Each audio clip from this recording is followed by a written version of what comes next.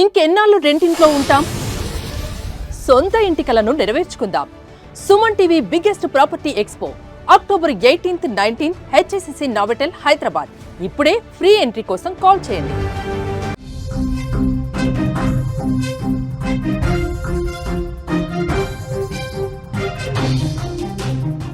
కడపలో ఫ్యామిలీ ఆత్మహత్యకు గల కారణాలు ఇప్పుడిప్పుడే వెలుగులోకి వస్తా ఉన్నాయి.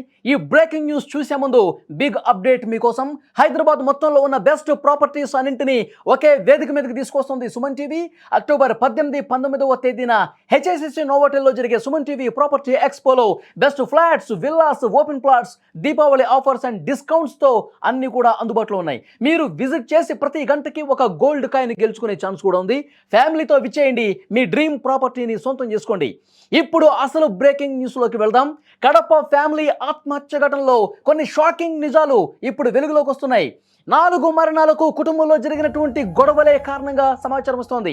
కొంతకాలంగా శ్రీరాములు, శిరీష వాళ్ళ పేరెంట్స్, గ్రాండ్ పేరెంట్స్తో గొడవలు పెట్టుకున్నటువంటి పరిస్థితి. ఆస్తులకు సంబంధించిన తగాదాలు కొన్నాళ్ళుగా జరుగుతున్నట్టుగా సమాచారం వస్తోంది. దంపతుల్ని నానమ్మ అలాగే తల్లిదండ్రులు ఇద్దరూ కూడా శ్రీరాముల్ని తీవ్రంగా మందలించినట్టుగా తెలుస్తోంది రాత్రి.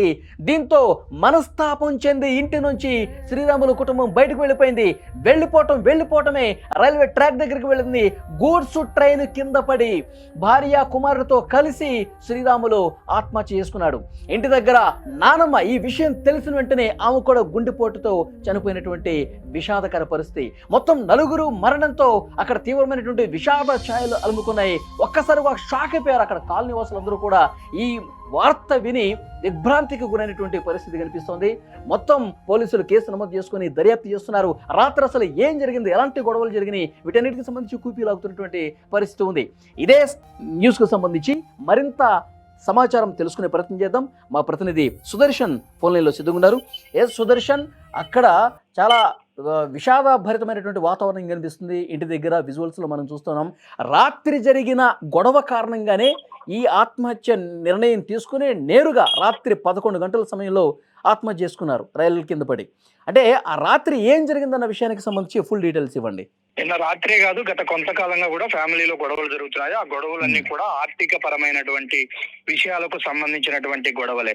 ఇప్పుడు చనిపోయినటువంటి శ్రీరాములు తాత అంటే నాన్నకు నాన్న, ఆయన గవర్నమెంట్ ఎంప్లాయీ. ఆయన హయాంలోనే వాళ్ళ నానమ్మ కూడా గవర్నమెంట్ ఎంప్లాయీ. వాళ్ళ హయాంలోనే కొన్ని ఆస్తులు సమకూర్చి పెట్టారు, సంపాదించారు. అయితే తర్వాత వాటిని తన కొడుక్కి అంటే శ్రీరాములు తండ్రికి ఇప్పటికీ కూడా ట్రాన్స్ఫర్ కాలేదు. శ్రీరాములు తండ్రి నుంచి ఇప్పుడు శ్రీరాములకు కూడా రాలేదు. శ్రీరాములు ఈ మధ్యనే దూరపు బంధువుల అమ్మాయిని పెళ్లి చేసుకున్నాడు. వాళ్ళకు ఒక బాబు ఉన్నాడు.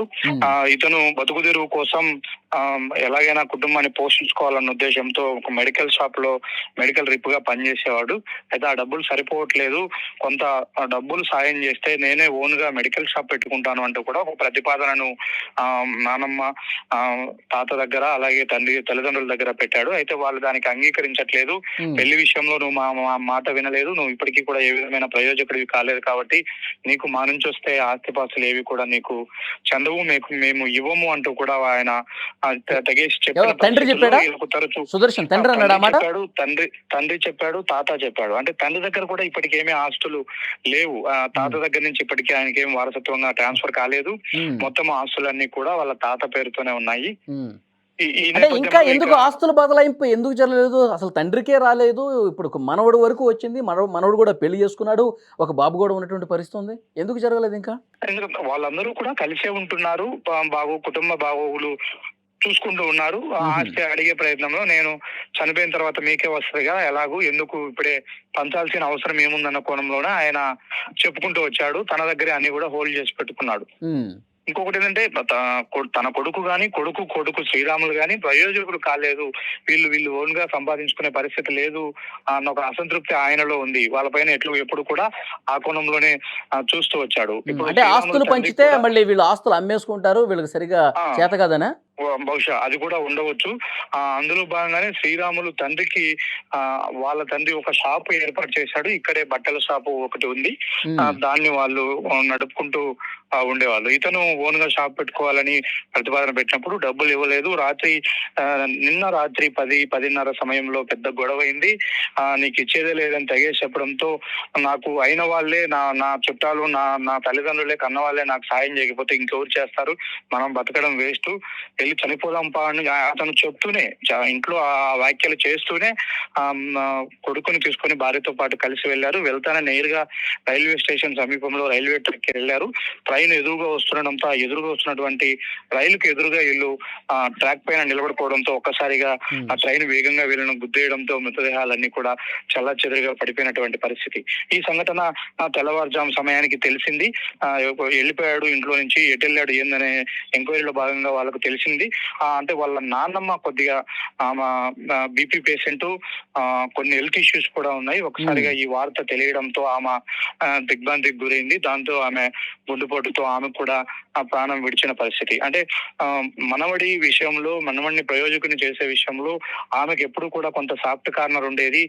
వాడికి ఏదో ఒక డబ్బులు ఇస్తే పెట్టుబడిగా పెట్టుకొని వ్యాపారం చేసుకుంటారన్న ధోరణిలోనే ఆమె వాదించేది. అయితే ఆమె వాదనకు ఎక్కడ కూడా విలువ లేదు. పూర్తిగా పెత్తనం మొత్తం కూడా ఆ తాత దగ్గరే పెట్టుకొని ఆస్తిపాస్తులన్నీ కూడా ఆయన దగ్గరే ఉండడం కారణంగా ఎవరు కూడా ఈ పంచాయతీని. అయితే ఇంతకుముందు ఒక మాట అన్నారు సుదర్శన్, శ్రీరాములు ప్రేమ వివాహం చేసుకున్నాడు, ఆ అమ్మాయితో పెళ్లి చేసుకోవటం అనేది వీళ్ళకి నచ్చలేదు, ఈ రకమైన గొడవలు కూడా ఫ్యామిలీలో ఉన్నాయని ఒక ఇన్ఫర్మేషన్ ఉంది. బహుశా అవును, అది కూడా ఉండవచ్చు. అది కూడా అతనేమి ఇంటర్ క్యాస్ట్ మ్యారేజ్ చేసుకోలేదు, తన దూరపు బంధువులే వాళ్ళ క్యాస్ట్ అమ్మాయిని పెళ్లి చేసుకున్నాడు. ఆ పెళ్లి విషయంలో వీళ్ళ మాట నెగ్గలేదు. అంటే పెద్దవాళ్ళకు కొంత చాదస్తం ఉంటుంది. అన్ని ఆస్తిపాస్తులు సమకూర్చి పెడుతున్నాము, మేమే ఇప్పటికీ నిన్ను పోషిస్తున్నాం కాబట్టి మేము చెప్పినట్టే నడుచుకోవాలి, చెప్పిన అమ్మాయిని పెళ్లి చేసుకోవాలన్న ఒక హోప్స్ ఉండొచ్చు. అవి హోప్స్ కానీ చాదస్తం కానీ ఉండొచ్చు. అయితే వాటన్నిటిని కూడా శ్రీరాములు బ్రేక్ చేశాడు. తనకు నచ్చిన అమ్మాయిని పెళ్లి చేసుకోవాలన్న కోణంలోనే అతను శిరీషను పెళ్లి చేసుకున్నాడు, లవ్ మ్యారేజ్ చేసుకున్నాడు. అది కూడా ఆ విషయంలో కూడా ఈయన వాళ్ళ తాత మనవన్ని కొడుకుని కూడా పూర్తిగా విభేదిస్తూ వచ్చిన పరిస్థితి. వీటి నేపథ్యంలోనే తరచూ నా ఆస్తి నాకు ఇవ్వండి అంటూ గొడవ చేసేవాడు.